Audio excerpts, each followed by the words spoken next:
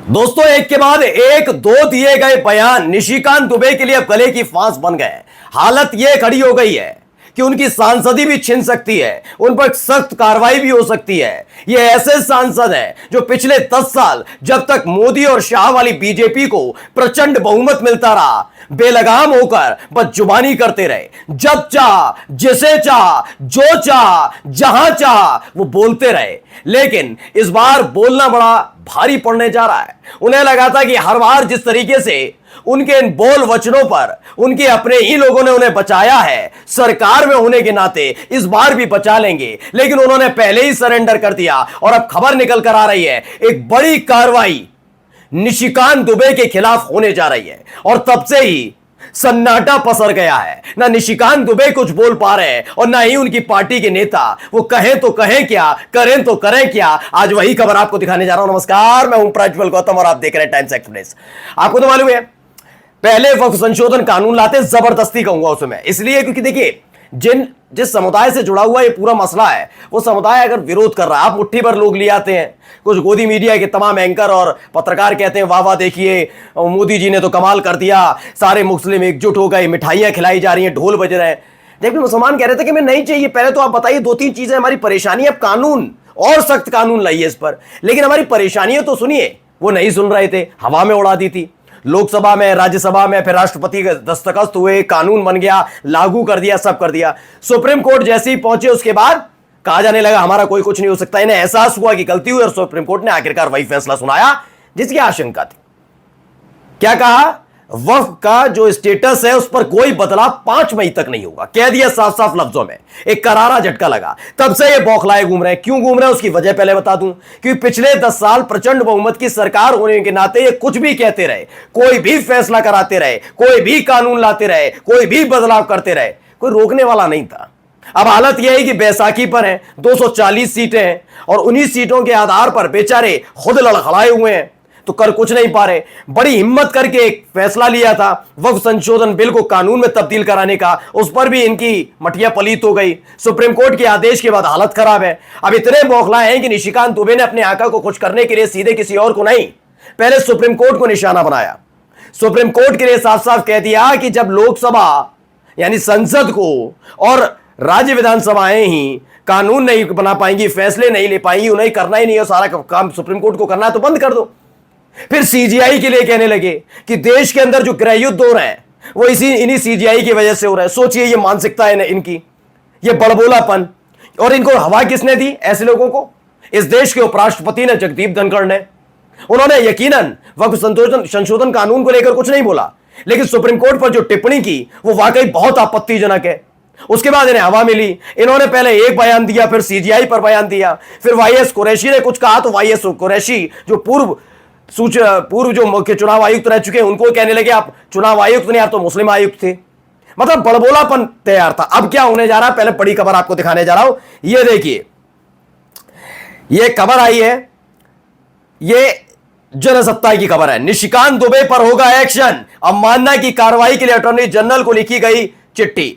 बाकायदा चिट्ठी लिख दी गई है अटॉर्नी जनरल को कि इस व्यक्ति के ऊपर कार्रवाई होनी चाहिए। सुप्रीम कोर्ट पर बयान देकर बीजेपी सांसद निशिकांत दुबे बुरा फंस गए हैं। अब माना जा रहा है कि उनके खिलाफ कोर्ट की अवमानना की कार्रवाई हो सकती है।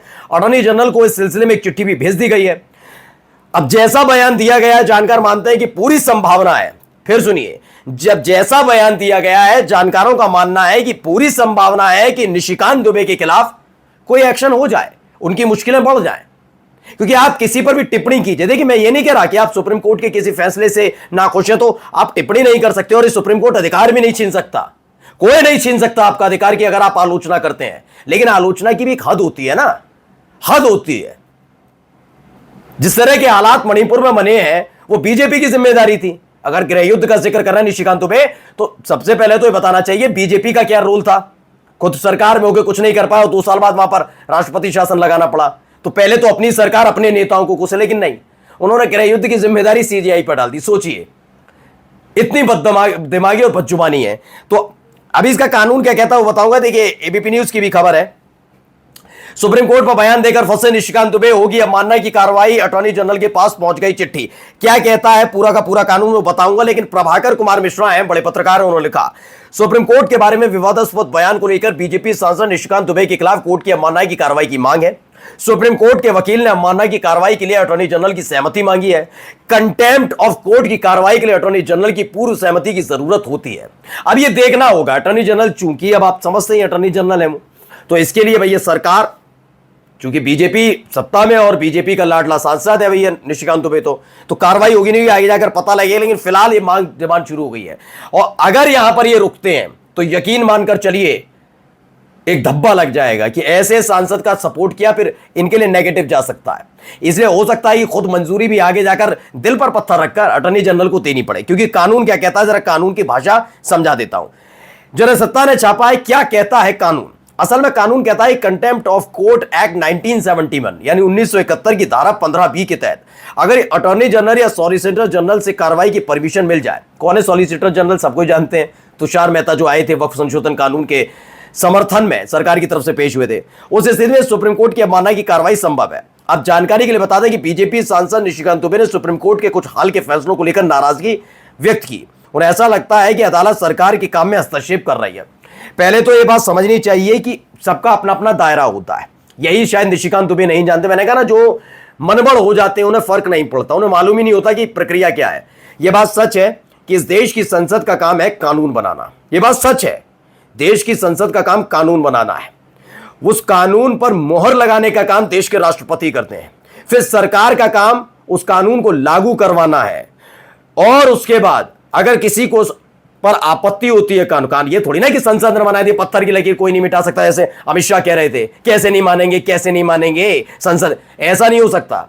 इस देश के गृह मंत्री ही जब इस देश की माइनॉरिटी को चुनौती दे रहे थे, तो सोचिए वो बात अलग है, उनकी चुनौती धरी की धरी रह गई। सुप्रीम कोर्ट गए, सुप्रीम कोर्ट की जिम्मेदारी ये नहीं है कि आप रद्द कर सकते हैं या कुछ कर सकते हैं, उस कानून का पूरा परीक्षण होता है। परीक्षण इस बात का होता है कि जो देश का मौजूदा कानून है, अगर आपने उसमें कोई संशोधन नहीं किया, संविधान अगर उसमें कोई संशोधन नहीं किया, तो उस कॉन्स्टिट्यूशन और उस जो कानून है उसके मुताबिक क्या वो पूरा का पूरा जो नया ये बिल कानून में तब्दील हुआ है, ये इस पर सटीक बैठता है संविधान के मुताबिक, किसी अनुच्छेद का संविधान का उल्लंघन तो नहीं हो रहा। उसका परीक्षण करने का पूरा दारोमदार, अगर कोई शिकायत है उसके आधार पर सुप्रीम कोर्ट तय करने की अपनी जिम्मेदारी रखता है, उस पर पूरा अधिकार है इस बात का। लेकिन जिन लोगों को फर्क ही नहीं पड़ा, जिनकी सांसदी का मतलब ये है, जिनको पता ही है कि 2014 के बाद देश आजाद हुआ है, उन्हें पता ही, इन्होंने कॉन्स्टिट्यूशन नहीं पढ़ा, शपथ तो ले आते हैं, उनको बड़ी जल्दबाजी है कि ऐसे उठपटांग हरकतें करेंगे तो मंत्री बन जाएंगे केंद्र में, बड़ी जल्दबाजी सी रहती है, तो उनसे क्या उम्मीद की जा सकती है। तो जैसे उपराष्ट्रपति कह रहे थे, वैसे निशिकांत दुबे ने अलग तरीके से बयान दे दिया। उपराष्ट्रपति से कुछ कहा नहीं जा सकता, लेकिन निशिकांत दुबे के खिलाफ तो कार्रवाई हो सकती है ना, तो उसी की तैयारी चल रही है। नमस्कार।